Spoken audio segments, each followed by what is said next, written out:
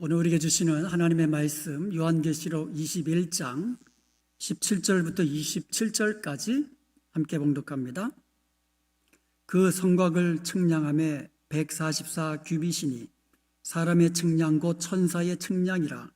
그 성곽은 벽옥으로 쌓였고 그 성은 정금인데 맑은 유리 같더라. 그 성의 성곽의 기초석은 각색 보석으로 꾸몄는데 첫째 기초석은 벽옥이요 둘째는 남보석이요 셋째는 옥수요 넷째는 녹보석이요 다섯째는 홍만호요 여섯째는 홍보석이요 일곱째는 황옥이요 여덟째는 노곡이요 아홉째는 다망옥이요 열째는 비치옥이요 열한째는 청옥이요 열두째는 자수정이라.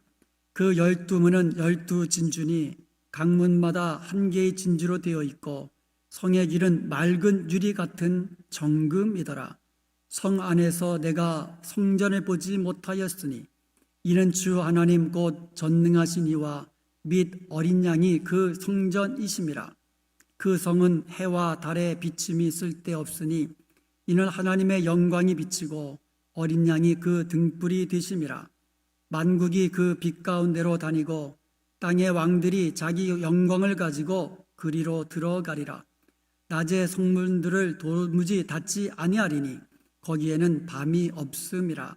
사람들이 만국의 영광과 존귀를 가지고 그리로 들어가겠고 무엇이든지 속된 것이나 가증한 일 또는 거짓말하는 자는 결코 그리로 들어가지 못하되 오직 어린 양의 생명책에 기록된 자들만 들어가리라. 아멘. 새 예루살렘의 구조에 대해서 우리가 지난 시간에 이어서 계속 살펴보도록 하겠습니다. 지난 시간에 우리가 살펴본 거 잠시 한번 살펴보면은요, 새 예루살렘은 첫째로 하나님의 영광이 있다 그랬어요. 하나님이 영광스러운 분이시기 때문에 하나님이 거하시는 천국은 아주 영광스러운 곳입니다. 그리고 두 번째로 성벽은 크고 높다고 그랬어요.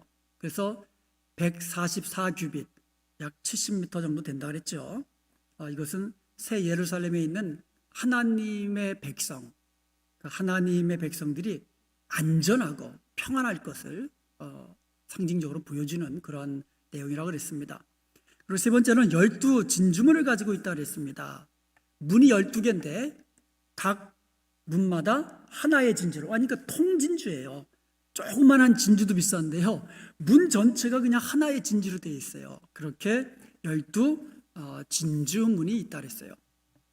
그리고 12문에는 12지파의 이름이 있고요. 그리고 성벽 12기초석에는요 12사도의 이름이 새겨져 있다 그랬습니다. 그래서 구약의 대표 12지파, 신약의 대표 12사도, 그래가지고 온 이 구원받은 성도들의 이 대표로 그렇게 12지파와 12사도의 이름이 이제 그 문에다가 그리고 기초석에다가 새겨져 있는 겁니다. 그리고 새 예루살렘 성은요 정육면체 구조라고 그랬습니다. 그래서 하나님이 거하시는 그 같은 것은 정육면체 구조로 형상화되어 있다 그랬어요. 그래서 성막의 지성소가 그랬다 그랬죠. 성전의 지성소. 그래서 12,000 스타디온, 그러니까 이 높이와 넓이와 그 다음에 길이가 12,000 스타디온, 한 2,200km 정도 되는데, 뭐 새 예루살렘이 정말 그런 사이즈라기보다는 가장 완전한 구조라는 거예요. 하나님이 거하시는 가장 완전한 구조가 정육면체 구조인데 12,000이라는 것은 12 곱하기 1000, 그래서 1000이라는 것은 완전수, 충만한 수, 그런 것을 의미한다 그랬잖아요. 그러니까는 이 가장 완전한 그 형태, 그리고 모든 하나님의 백성들이 거하기에 아주 충분한 그와 같은 새 예루살렘의 구조다, 이렇게 보면 되겠습니다. 오늘은 그 6번째부터 시작하겠는데요, 성곽의 12기초석. 이 성곽의 12기초석에 12사도의 이름이 이 새겨져 있다 그랬잖아요. 그런데 그 12기초석은 12보석으로 장식되어 있다 그랬어요. 그러면서 12보석의 이름이 나오는데 저는 사실 보석에 대해서는 진짜 관심이 없습니다. 그래가지고 이름 여기 보면은 뭐 아는 게 별로 없어요. 뭐 벼곡, 남보석, 옥수, 녹보석, 홍만호, 홍보석, 이 노곡, 자수정, 뭐 비치옥, 뭔지는 몰라도 하여간 굉장히 고급스럽고 값비싼 그런 이 보석인 것 같아요. 그런데 이게요, 출애굽기 28장 17절부터 20절까지 보면은요, 구약의 대제사장들이 그 입는 그 에봇이 있어요. 이렇게 에봇이 있는데 이 에봇 앞에 이 보석이 박혀 있어요. 3개씩 4줄로 12개의 보석이 에봇에 박혀 있습니다. 대제사장 입는 맨 위에다 입는 것에. 그런데 거기에 보면 12개의 보석이 나오는데 좀 차이가 나요. 몇 개가 차이 나는데 그래도 이 동의적으로 병행되고 있는 겁니다. 즉 이 새 예루살렘 얼마나 아름답고 영광스러운 그리고 소중하고 고귀한가, 그거를 지금 보여주고 있는 겁니다. 결혼식 할 때 보면은요, 신부가 제가 보기에는요, 그 여성분들이 가장 아름다울 때는 신부 때의 모습 같아요. 제가 미국에 오면서 저하고 저의 그 사진 한쪽에서 잘 모아놨는데 저희 어머님이 그 리모델링 어떻게 좀 하시면서 그거를 좀 잘못 관리하셔가지고 그게 분실됐어요. 그래서 거기에 보면 결혼식 사진도 거기에 있는데, 그리고 우리 큰애하고 둘째 어릴 때 그 사진들이 거기 있는데 그게 다 잊어버린 거예요. 그런데 이번에 우리 수경이가 이제 한국 갔다가 들어오면서 그 저희 집사람이 이제 아무래도 친정 부모님한테도 사진 보여드리면서 갖다 걸어놓고 그러시잖아요. 그러니까 친정에 있는 그 사진 몇 개를 가지고 온 거예요. 그러면서 그 결혼식 할 때 우리 집사람 그 사진 얼굴을 보니까 야, 이런 때가 있었나 싶더라고요. 근데 제가 보면 제 가장 아름다운 때가 여성분들은 아마 신부 때의 모습이 아닐까 싶어요. 어린 양의 신부된 모습, 가장 영광스럽고 소중하고 귀하고, 그거를 12 그 보석으로 아마 이 상징적으로 보여주고 있는 것 같아요. 그만큼 이 새 예루살렘은 영광과 순결과 아름다움과 소중함이 있는 곳이라는 거죠.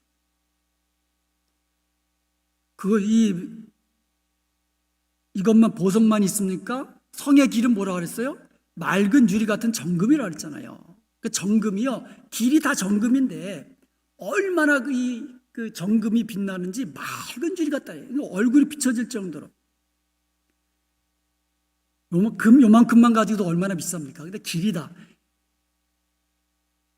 천국이 진짜 뭐 길이 정금으로 돼 있겠습니까? 저는 그렇게 생각하지 않아요. 그만큼 영광스러운 곳이라는 거예요. 그만큼.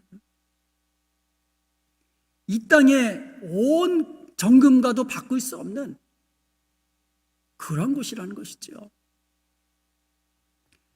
그리고 7번째로 새 예루살렘은요, 성 안에는 성전이 없는데, 이 새 예루살렘 성에는요 성전이 없어요.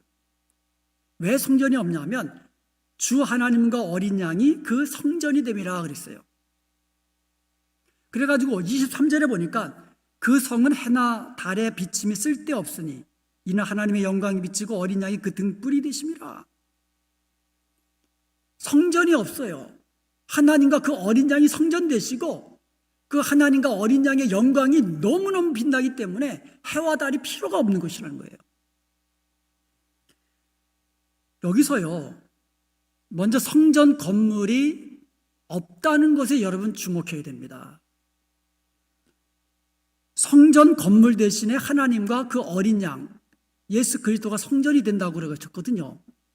그런데요, 이 말씀을 하고 있는 그 사도 요한, 또 사도 요한이 받아가 적은 거니까요, 환상을 보고 적은 거잖아요.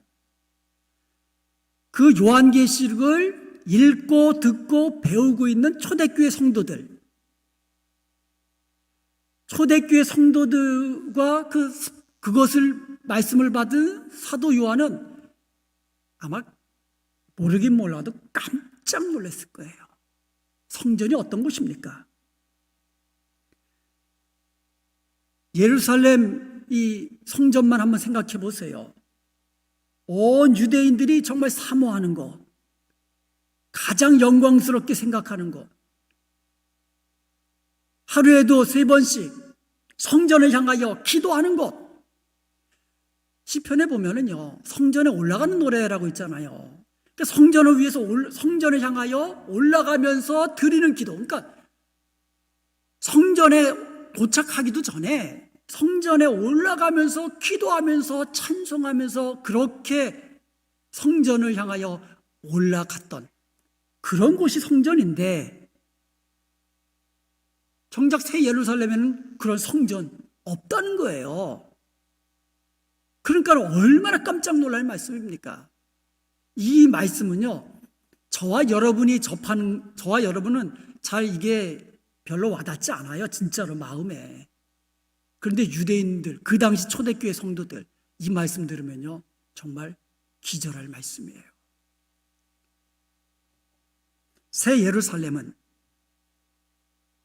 눈에 보이는 성전이 없는 거예요. 그 대신 하나님과 어린 양의 임재의 영광이 가득한 곳이란 말이에요. 그리스도께서는 이미 자신이 성전이라는 사실을 말씀해 주셨잖아요. 요한복음 2장 19절에서 21절에 보면 예수님께서 말씀하시기를, 너희가 이 성전을 헐라, 내가 사흘 동안에 일으키리라. 그러니까 유대인들이 이르되, 이 성전을 46년 동안 지었거늘.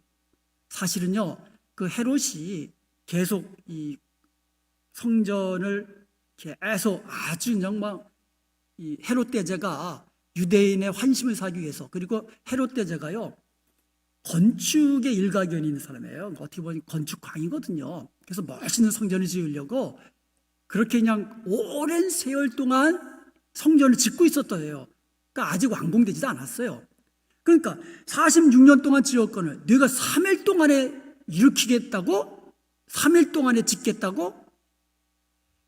그럴 때 21절에 그러나 예수는 성전된 자기 육체를 가리켜 말씀하신 것이라. 예수님은요, 죽음으로부터, 그러니까 십자가의 이 죽으심으로써 성전을 헐어버린 거고요, 부활하심으로 성전을 새로 지으신 거예요. 그러니까 예수님의 죽으심과 부활하심은 손으로 지은 성전을 헐어버리고 손으로 짓지 아니하는 성전을 새로 지은 것이다. 이렇게 신약 성경에서는 말씀하고 있는 겁니다. 마가복음 14장 58절에 그렇게 이야기하고 있습니다. 우리가 그의 말을 들으니 손으로 지은 이 성전을 내가 헐고 손으로 짓지 아니한 다른 성전을 사흘 동안에 지으리라 하더라. 그 말씀이에요. 여러분, 이 성전은 그 전에 성막이잖아요. 하나님께서 성막을 지으라 하셨죠. 그 성막은 어떤 곳입니까? 하나님이 함께 계시겠다고 보여주시는 곳이잖아요. 그러니까 하나님이 거하시는 곳이 성전입니다. 그래서 거룩한 곳이에요. 하나님이 함께 하시는 곳이기에 거룩한 곳이에요. 그 중에 지성소가 가장 거룩한 곳이잖아요. 거룩한 곳 중에 거룩한 곳, 그게 지성소라고 합니다. 왜요? 거기에 하나님의 임재를 상징하는 법궤가 있거든요. 그러니까 이 성막은 하나님의 임재의 영광을 보여주고 있거든요. 그것이 성전으로 바뀌었고, 그 성전의 원형이 바로 예수 그리스도시라는 거예요. 예수님 말씀하셨어요. 손으로 지은 성전 내가 헐어버리고 손으로 짓지 아니하는 다른 성전을 지으리라. 예수님이 바로 이 부활하심으로써 그 본인이 성전됨을 증거해 주신 거죠. 그래서 이 예수 믿는 우리 성도들은 예수님이 우리 안에 계시잖아요. 성령님이 우리 안에 계시잖아요. 그 얘기는 하나님이 나와 함께 하신다는 뜻입니다. 그러기에 우리가 바로 하나님이 함께 하시는 성전이라고 말씀하고 있는 거예요. 성령이 함께 하시는 우리가 바로 하나님의 성전이라는 거예요. 거룩한 곳이라는 거예요, 우리가 바로. 그래서 교회는 하나님이 함께 하시는 거룩한 성전이 되는 겁니다. 여기서 말하는 교회는 지금 우리가 예배드리는 이 예배당이 아니고 예수님을 믿는 우리들, 이게 교회라고 그러거든요. 바로 저와 여러분 안에 예수님이 그리고 성령님이 함께 하시기에 우리가 바로 성전이라는 거예요. 그거를 우리가 새 예루살렘, 우리가 천국에 가면 확실히 느낀다는 거예요. 직접 눈으로 보니까 하나님과 그 어린 양이 성전이 되심이라. 할렐루야. 하나님과 어린 양이 우리와 함께 계신다는 거예요. 그래서 성전이 필요 없는 것이죠. 그러므로 우리가 하나님이 함께 하시는 성전이라는 사실을 우리가 분명히 알고 이 땅에서 우리가 성전에 이 더러운 것으로 채울 수는 없잖아요. 거짓 것으로 채울 수 없잖아요. 그래서 우리는 성전된 바로 이 성도답게 거룩한 말을 하고 거룩한 생각을 하고 거룩한 행실로 하나님을 기쁘시게 해드리는 그와 같은 이 삶을 살아야 될 줄로 믿습니다. 그리고 8번째로 새 예루살렘은요, 만국과 땅의 왕들이 자기 영광을 가지고 간다고 말씀하고 있어요. 24절에 보면은요, 만국이 그 빛 가운데로 다니고 땅의 왕들이 자기 영광을 가지고 그리로 들어가리라. 낮의 성문들은 도무지 닫지 아니하리니 거기는 밤이 없으리라. 그러니까 하나님의 영광이 가득 찬데 그 영광스러운 새 예루살렘을 우리 성도들이 자기 영광을 가지고 들어간다는 거예요. 거기에는 하나님과 어린 양이 영광이 비치는 곳이기 때문에 낮과 해와 달도 필요 없고, 그렇기 때문에 성문도 닫을 필요도 없고 밤이 없습니다. 그만큼 이제 영광스러운 곳인데, 사람이 이 땅에서 천국으로 가져갈 수 있는 게 뭐가 있습니까? 돈 가지고 갈 수 있습니까? 사랑하는 그 자녀들 데리고 갈 수 있습니까?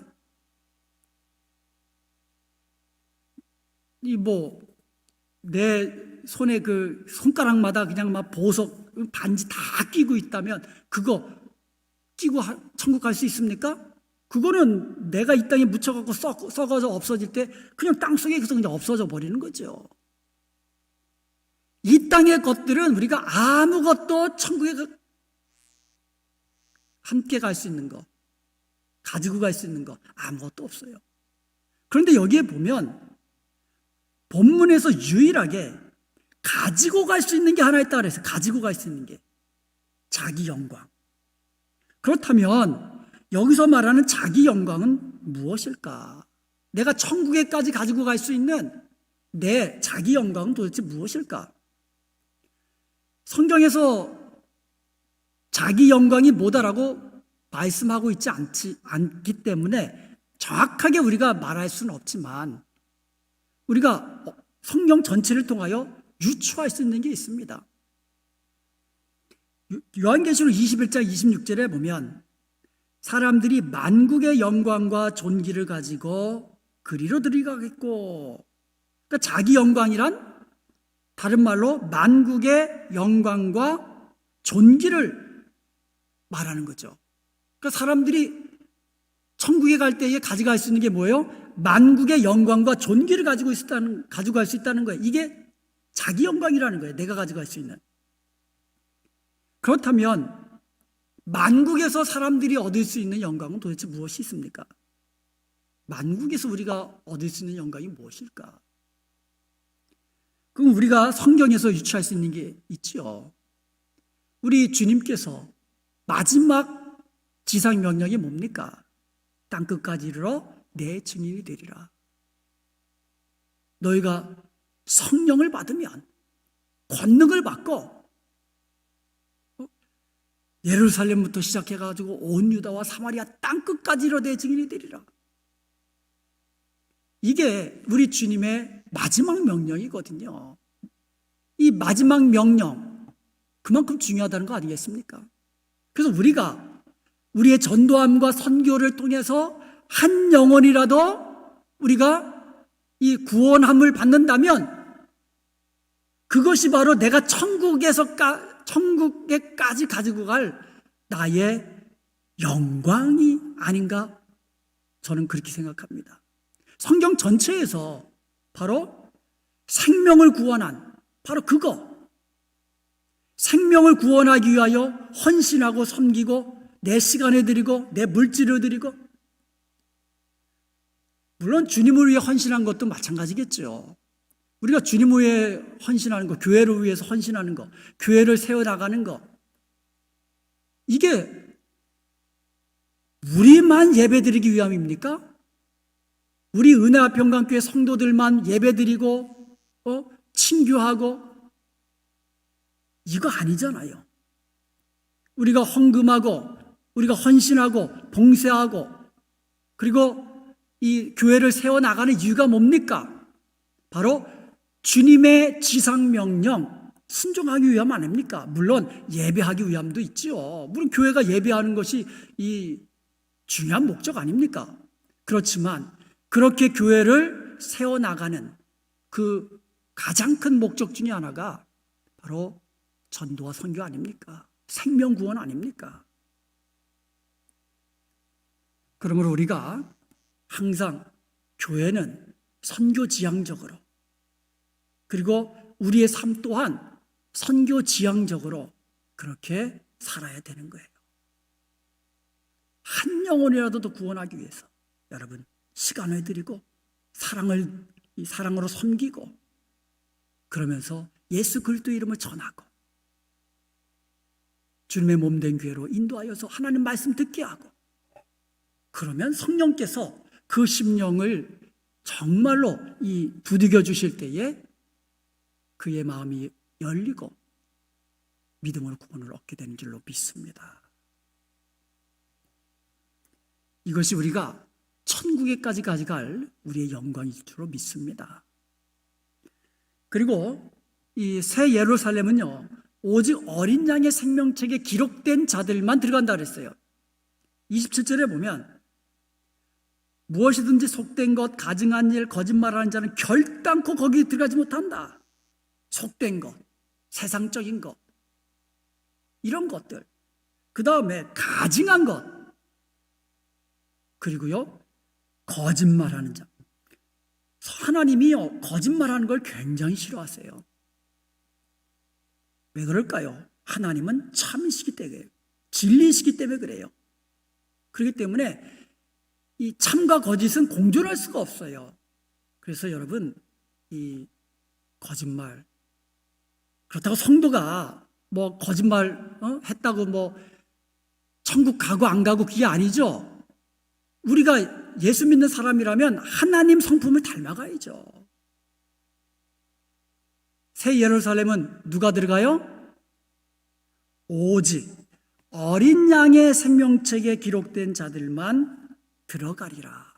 그러니까 새 예루살렘은 오직 어린 양의 생명책에 기록된 자들. 그럼 어린 양의 생명책에, 이게 어린 양의 생명책이라면 여기에 이름이 누구의 이름이 기록될까요?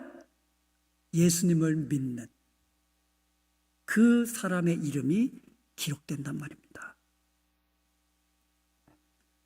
그리고 이 마지막으로 새 예루살렘에서의 삶은 에덴 동산, 태초에 처음 창조됐을 때 그 에덴이 완전히 회복되는 거예요.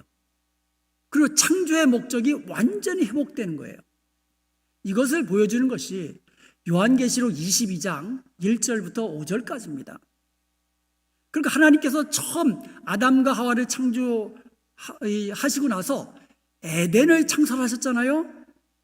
그리고 에덴을 창조하신 그 목적, 창조의 목적이 천국에서 이루어진다는 거예요. 한번 하나씩 살펴보겠습니다. 1절에 보면은요, 생명수 강이 보좌로부터 흘러 나옵니다. 22장 1절에 보니까 또 그가 수정같이 맑은 생명수의 강을 내게 보이니 하나님과 그 및 어린 양의 보좌로부터 나와서 그랬거든요. 그 새 예루살렘에 생명수가 막 흐르는데 그 생명수가 어디서 흘러요? 하나님의 보좌와 어린 양의 보좌로부터 흘러나오는 거예요. 창세기 2장 10절에 보면은요, 에덴에서 물이 흘러서 에덴을 다 적시고 그리고 네 강의 근원이 되었다 그랬어요. 거기서부터 강 4개가 흘러갔다 그랬어요. 에스겔서 47장에서는요, 성전에서 이 강물이 이제 흘러나왔다 그랬어요. 그래서 점점 차고 넘쳐서 키를 넘쳐서 정말 그와 같은 아주 풍성한 물이 성전에서부터 흘러나왔다 그랬어요. 그런데 계시록 22장 1절에서는 그 강물이 생명수가 하나님의 보좌에서부터 흘러나온다 그래요. 이것은요, 생명수의 근원이 에덴도 아니라는 거죠. 성전도 아니라는 거죠. 하나님과 그 어린 양이 바로 생명수의 근원이라고 말씀하고 있는 거예요. 이것은 무엇입니까? 하나님이 친히 하나님의 백성과 함께 있음으로 인해서 영원한 천국에서의 삶의 축복을 그 백성들이 누리게 될 것을 지금 보여주고 있는 말씀이에요. 영원토록 생명수를 마시며, 즉 하나님과 함께하면서 영원한 삶을 누리게 될 것이라는 것을 말씀하고 있는 겁니다. 진짜로 무슨 먹으면 영생하는 물이 있겠습니까? 저는 그렇게 생각 안 해요. 하나님과 어린 양이 생명의 근원 아니십니까? 2절에 보면 강자우에 생명나무가 있어 12가지 열매들이 날마다 맺힌다 그랬어요. 2절을 같이 한번 읽어볼게요. 길 가운데로 흐르더라. 강자우에 생명나무가 있어 12가지 열매를 맺되 달마다 그 열매를 맺고 그 나무 잎사귀들은 만국을 치료하기 위하여 있더라. 생명나무는요, 천국에 있는 나무잖아요. 근데 에덴 동산에 나온단 말이에요. 이게 병행되는 거예요. 그러니까 이 생명수의 강, 에덴에서 흐르는 이 강, 그리고 이 천국에 있는 생명나무, 에덴 동산에 있는 생명나무, 똑같다는 말입니다. 그러니까 새 예루살렘의 삶 속에서 주어지는 에덴이 완전히 회복될 것임을 말씀하고 있는 겁니다. 첫 창조 시에 아담과 하와를 위하여 예비되었던 생명나무가 이제는 마지막 때 천국에서 하나님의 백성, 교회를 위하여 예비됐다는 거예요. 생명수 강물처럼요, 생명나무도 마찬가지예요. 무슨 생명나무에 열매가 있어서 그거를 따먹으면 내가 영원히 늙지도 않고 계속 영원히 살 수 있는 진짜 열매, 아프지도 않고 그러한 이 생명을 유지해주는 나무가 진짜 있을까? 저는 이 생명수나 생명나무도 마찬가지로 하나님이 생명의 근원이시거든요. 그러니까 하나님이 영원토록 함께 하시기 때문에 그 천국에서 하나님과 함께 영원한 생명을 누리게 될 것이라는 것을 말씀해 주고 있는 거예요. 그럼 천국에서 그 생명나무 안 먹으면 영생 못 합니까? 생명수 물 안 마시면 뭐 영생 못 합니까? 아니잖아요. 천국은 영원하신 하나님과 영원토록 함께 하시는 것이 천국인 줄로 믿습니다. 그것을 보여주고 있는 거예요. 그리고 3절과 4절에 보면 하나님의 보좌와 어린 양의 보좌가 그 중앙에 있다 그랬어요. 한번 같이 읽어보겠습니다. 다시 저주가 없으며 하나님과 그 어린 양의 보좌가 그 가운데 있으리니 그의 종들이 그를 섬기며 그의 얼굴을 볼 터이요 그의 이름도 그들의 이마에 있으리라. 하나님의 보좌와 어린 양의 보좌가 중앙에 있는데 사람들이 볼 거란 말이에요. 본다고 말씀하고 있어요. 그 얼굴을. 그런데요, 창세기 3장 9절에서 11절에 보면은요, 범죄한 아담이요, 하나님의 얼굴을 감히 볼 수 있었습니까? 숨었잖아요. 그리고 창세기 4장 14절에 보면 가인에 대한 하나님의 저주 때문에 가인은 하나님의 얼굴을 뵙지 못하잖아요. 항상 피해 다니는 인생. 출애굽기 33장 20절과 23절에 보면은요, 이스라엘 백성들도 하나님의 얼굴을 감히 뵙지 못해요. 하나님의 얼굴을 보는 날에는 죽을까 하노라. 그래서 감히 두려워서 하나님의 얼굴을 뵙지 못하는 거예요. 그러나 새 하늘과 새 땅, 새 에덴에서는요, 하나님의 얼굴을 보게 된다고 말씀하고 있습니다. 그러므로 이것은요, 타락으로부터 완전한 회복이 이루어졌다는 것을 보여주고 있는 거예요. 왜냐하면 죄가 있기 때문에 하나님을 뵙는 것을 두려워하는 거거든요. 그런데 이제 죄로부터, 타락으로부터 완전히 회복되어서 새 사람, 완전한 새 사람을 입었기에 이제는 하나님의 얼굴을 맞대고 볼 수 있다는 거죠. 얼마나 영광스러운 모습입니까? 그리고 5절에 보니까 천국에서 세세토록 왕노릇하다 그랬어요. 다시 밤이 없겠고 등불과 햇빛이 쓸데없으니 이는 주 하나님이 그들에게 빛이심이라. 그들이 세세토록 왕노릇하리로다. 여기서 질문이 하나 있습니다. 천국에서 저와 여러분이 세세토록이라는 영원토록이라거든요.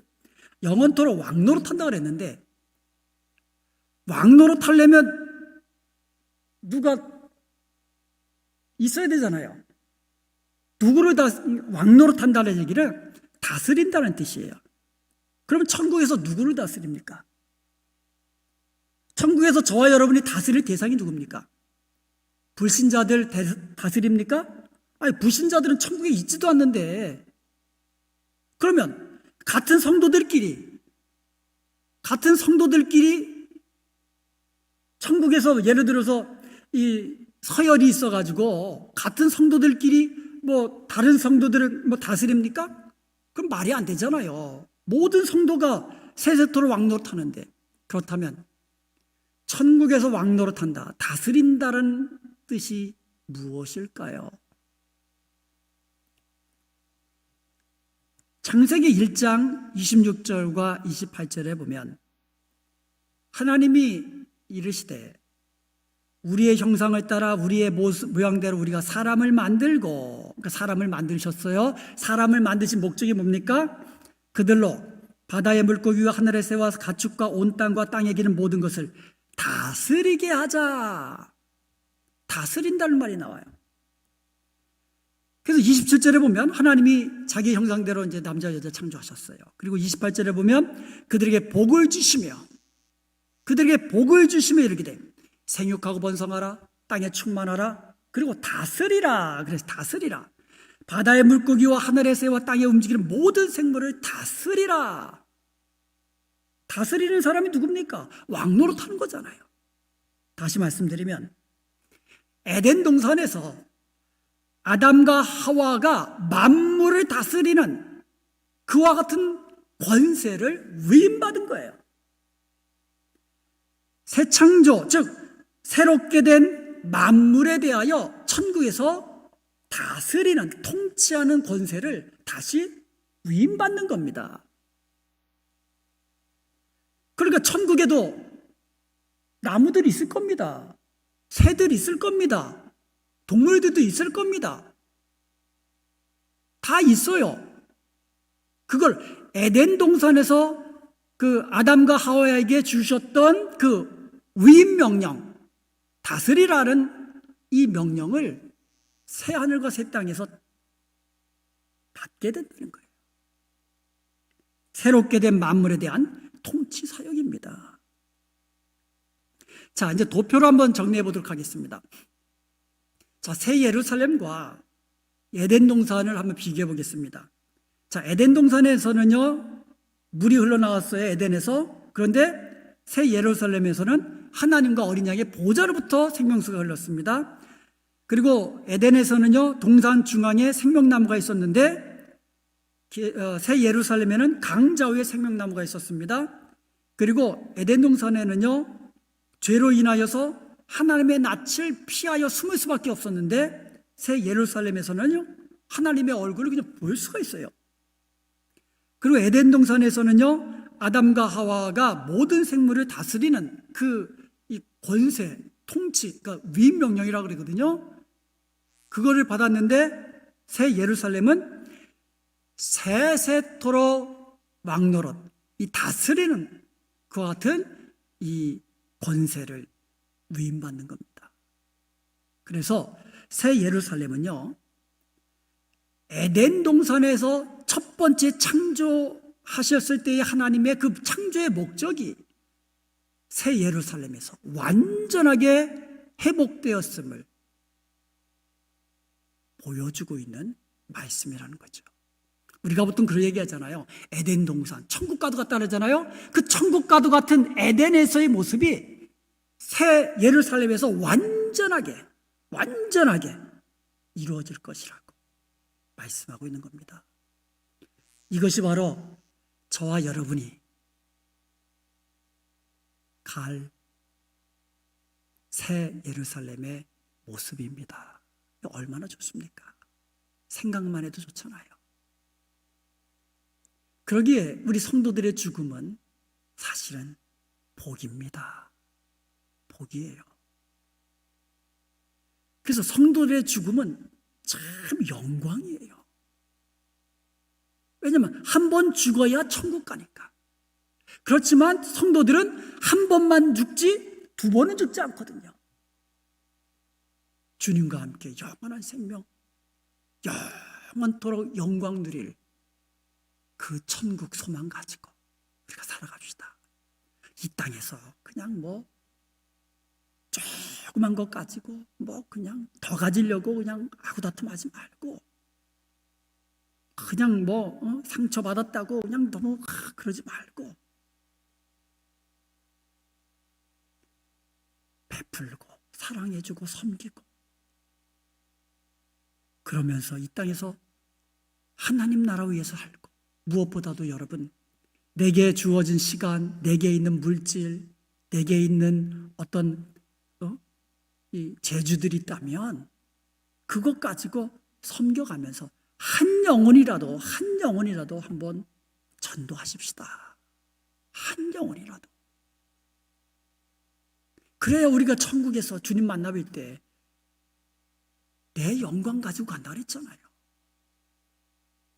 천국까지 가지고 갈 수 있는 영광이 무엇이 있습니까?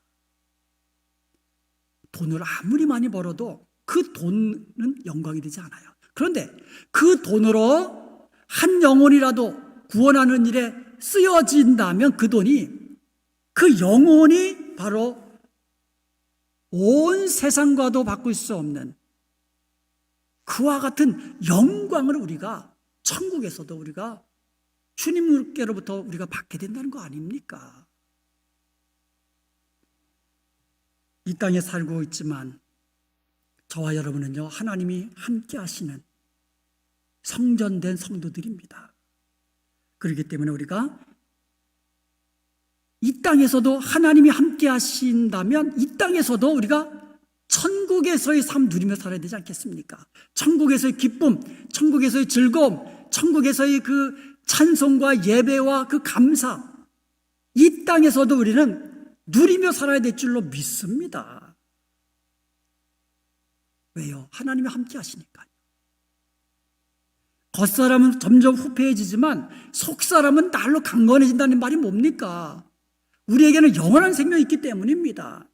우리가 나이가 먹어갈수록 주님과 더 가까워지는 거예요. 더 주님과 더 닮은 모습으로 살아가는 거예요. 그러다가 주님 오라 하시는 날 달려갈 길을 다 달리고 주님 앞에 서는 날, 그날이 바로 저와 여러분의 가장 영광스러운 날인 줄로 믿습니다. 신부의 모습이 가장 아름다운 모습일 거라 그랬잖아요. 우리가 주님 만나서 어린 양의 신부로서 주님 앞에 서는 그날이 저와 여러분의 가장 영광스러운 날인 줄로 믿습니다. 그날을 소망하면서 천국 소망 가운데 하나님 영광 위에서 살아가는 저와 여러분 되시기를 주님의 이름으로 축원드립니다.